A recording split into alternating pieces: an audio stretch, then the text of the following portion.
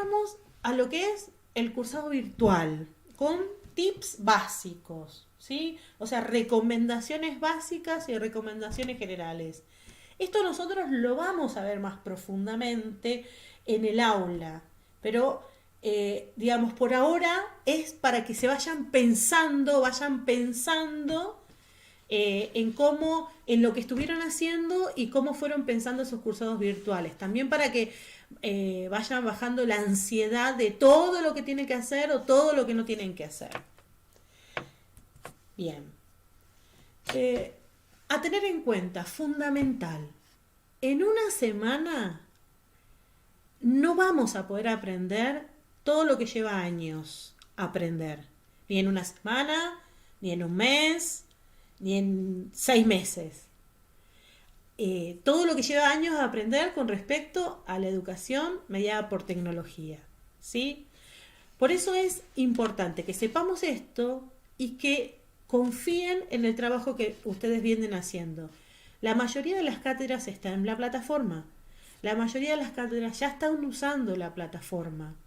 Pero además no digo que confíen en el trabajo que vienen haciendo solamente en la plataforma, sino por fuera de la plataforma. Confíen en las organizaciones que ustedes se dan al interior de la cátedra. Confíen en lo que vienen haciendo como docentes. Porque no es que van a tener que cambiar absolutamente todo. Es imposible cambiar absolutamente todo de la noche a la mañana. Entonces, son dos cuestiones que me parecen fundamentales.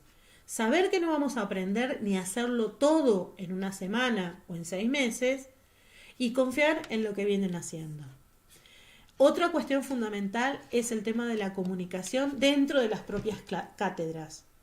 Esa comunicación tiene que ser muy fluida dentro del equipo de cátedra y para la comunicación ustedes son los que saben qué les funciona mejor o no, qué canales utilizan mejor o no, si les gusta comunicarse por WhatsApp y eso funciona, si usan las herramientas de Google y funcionan, si usan el mail y funcionan, no cambien esas cosas que están funcionando. Si quieren utilizar chats en la PEDCO, no hay ningún problema, se pueden utilizar, pero en esta primera parte la idea es apoyarse en aquellas cosas que siguen funcionando y que sin problemas se pueden mantener en estos nuevos cursados. ¿Sí? Bien. Cuando nosotros hablamos y se habla en la normativa que sacó la universidad de digitalización de la asignatura, ¿a qué nos referimos? En general, nos referimos a la organización del aula, ¿sí? En principio. La recomendación es que esa organización del aula mantenga la estructura del dictado presencial. ¿Por qué? Porque cuando esto se termine, si se termina en un mes, si se termina en 2 meses, vamos a tener que volver a la presencialidad. Y si nosotros organizamos el aula con la misma organización o una estructura similar a la presencialidad, esa transición va a ser mucho más fácil. ¿A qué me refiero con una estructura similar?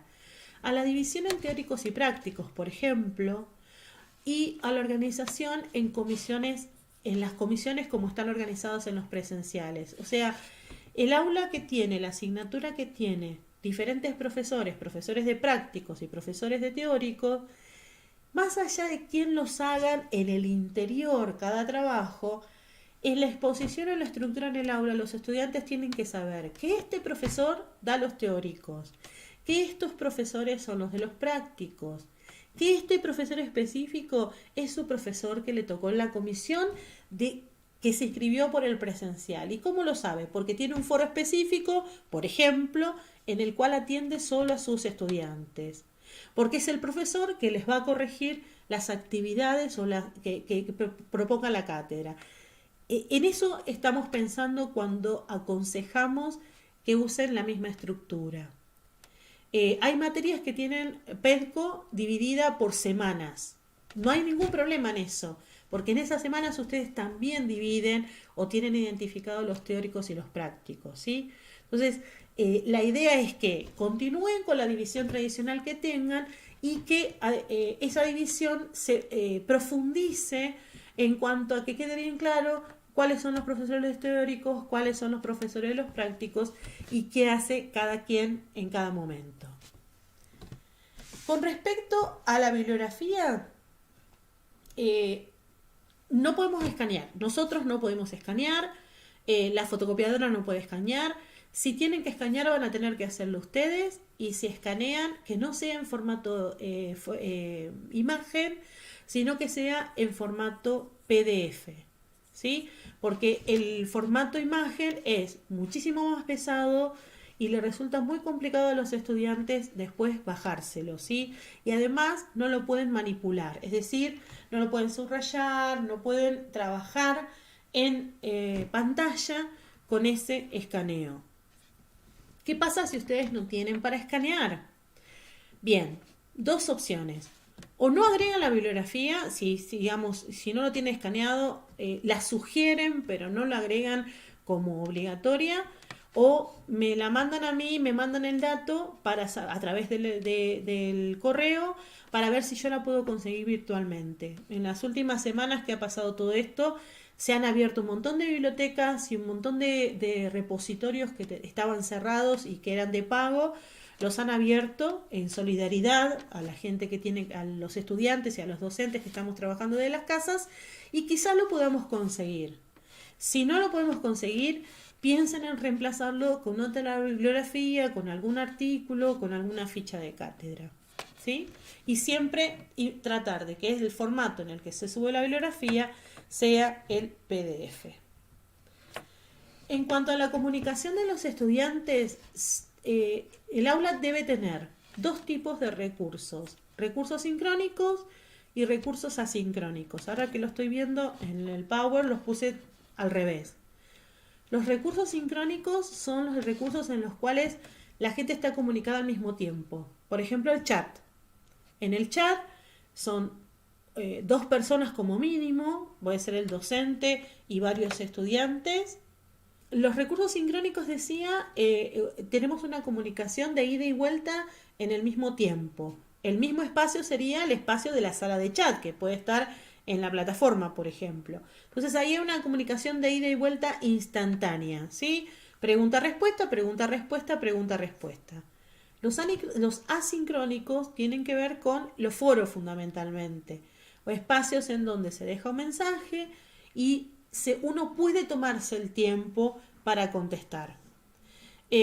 La idea que tiene el rectorado en su plan de acción, cuando dice que los docentes van a tener que cumplir los horarios, está pensando, nosotros lo interpretamos y así lo marcamos desde Facultad de Ciencias, como que, por ejemplo, el profesor de práctico puede abrir un chat en el horario que tiene su clase práctica, por ejemplo.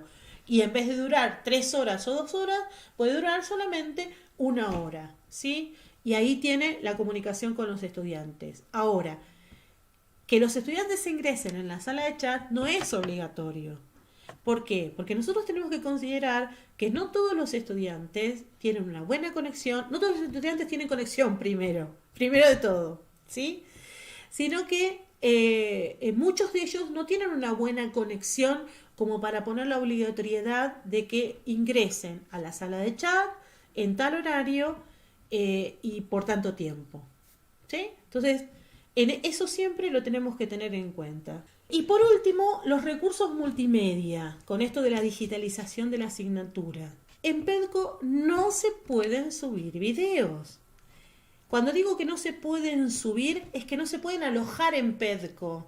Para que estén alojados, estén almacenados en la base de datos de PEDCO. Lo que siempre hacemos es utilizar servicios externos como YouTube o Vimeo y de ahí los incrustamos.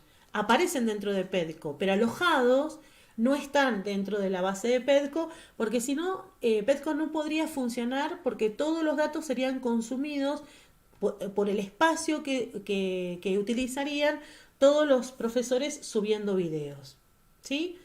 Ahora, si ustedes filman algún video o tienen algún video que no está en algunos de esos servicios, lo que nosotros vamos a habilitar es un espacio en un Drive, Google Drive, en un Drive para que ustedes suban los videos en ese Drive y nosotros los podamos subir al canal de la facultad para que después puedan ser incrustados. Si ustedes saben subirlos en alguna cuenta de YouTube o de Vimeo, directamente lo suben ustedes. Si no lo pueden hacer, lo subimos nosotros a través de utilizando primero ese almacenamiento y después el canal de YouTube.